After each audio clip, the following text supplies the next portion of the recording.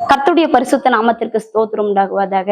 ஒரு பிசினஸ் மேன ஆண்டவர் ஊழியத்துக்கு அழைக்கிறாரு. யாரு அப்படின்னு பாத்தீங்கன்னா பேதுருவதாங்க. பேதுரு மீன் பிடிக்கிறத ரொம்ப டேலண்டான ஆளு, ரொம்ப திறமசாலியான ஆளு. ஆனாலும் பேதுருவ அந்த ப்ராஜெக்ட்ல ஆண்டவர் மொக்க பண்றாரு. என்ன மொக்க பண்ணாரு அப்படின்னா, இரவு முழுவதும் பிரயாசப்பட்டு ஒரு மீன் கூட கிடைக்கல.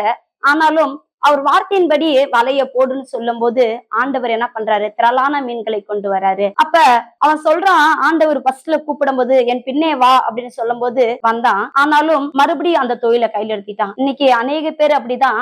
ஆண்டவர் நம்மளை கூப்பிடும் போது, நம்மளை தேடி வரும்போது நம்ம பாவங்கள்லாம் அறிக்கை செய்து விட்டு விடுறோம். ஆனாலும் மறுபடியும் அந்த பாவங்கள் சில நேரங்கள்ல நமக்குள்ள இருந்துகிட்டு அது சுபாவங்கள் வெளியே வருது. ஆனாலும் பேதுரு சொல்றாரு, என்னை விட்டு போவும் ஆண்டவரே அப்படின்னு சொல்லி தன் பாதத்தில் விழுந்து அழுத போது தன் எல்லாவற்றிலும் கரைக்கு போன உடனே தனக்கு எல்லாவற்றையும் விட்டுட்டு ஆண்டவருக்கு பின்னாடி சென்றாராம்.